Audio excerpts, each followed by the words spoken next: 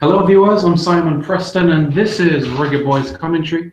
As you can see, it's a different type of location. Yes, I'm traveling today and I'm sure by now you all know where I'm going. So let's talk some football, shall we? Jamaica this summer went into two big competitions, and that was the Caribbean Cup as well as the 2017 edition of the CONCACAF Gold Cup. Now, expectations were lukewarm, you could say, for both tournaments because of the type of players that were involved in. But at the end of the day, Jamaica came second in the Caribbean Cup and second in the Gold Cup. Would you say that that is a success? To me, going into the summer, I said I would be happy if we were able to win the Caribbean Cup and advance to at least the semi-finals of the Gold Cup. Now, we fell by one hurdle in the Caribbean Cup and we went one more hurdle in the Gold Cup. So I could say it's about par with my predictions. So here is the million-dollar question. In the 2011 CONCACAF Gold Cup, Jamaica had 0 English-born players involved. In 2015, Jamaica had quite a number. And now in 2017, we had 0. So here's the question. What about UK players? Do they have a future under coach Taka Whitmore? I would say yes, they do. We might not see a bulk like we have in previous years. However, they do add certain quality and values moving forward. The likes of Adrian Mariappa, Michael Hector, even a Gareth McCleary right now can add value right now. You look at Wes Morgan, who is 33. Does he still have another cycle in him? I'm not sure. Joby McAnuff is 36 later this year. I don't know if we're going to see him again. Naira Nosworthy is finished with international football. Chris Humphrey, are we going to see him again? I don't know. Jermaine Beckford, I don't know either.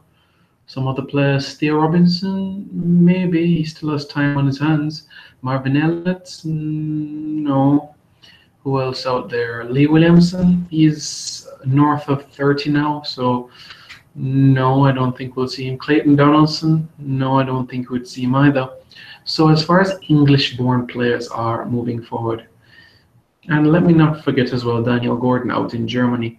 Despite being 33, he is a utility player that can operate as a centre-half and holding midfielder. I would not say the door is closed on him. However, being now in the 3rd tier of German football, I don't see how you can get back in the national team.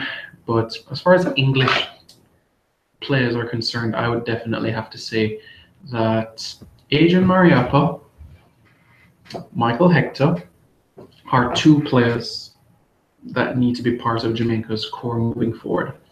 What is next for us? 2018 is going to be a dormant year, you could say, for Jamaica, because one, we're not involved in World Cup qualifiers, we're not involved in the World Cup, so we're going to have just a few friendly internationals. So it gives the coaching staff another opportunity to look at which players you can moving forward to the next Gold Cup cycle, the next World Cup qualifying cycle for 2022.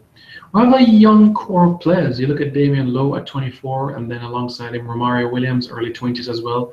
Omar Holness, who was not even part of the Gold Cup squad, he could feature as well. Alvis Powell in his early 20s as well. Look at the players who are in their 30s now. Jermaine Taylor, just a little above 30. Dwayne Miller just turned 30. Other players who are 30 and above, Javon Watson, Rudolph Austin. Other than that, you know, it's relatively a young team, young, hungry set of players. So I believe that you have at least a pool of 40 to 45 players that will be hunting for 23 spots in tournaments moving forward. Let's see what the Red Star Premier League can bring this season as well. Will we see some new faces? There's some young players that still need an opportunity, in my opinion.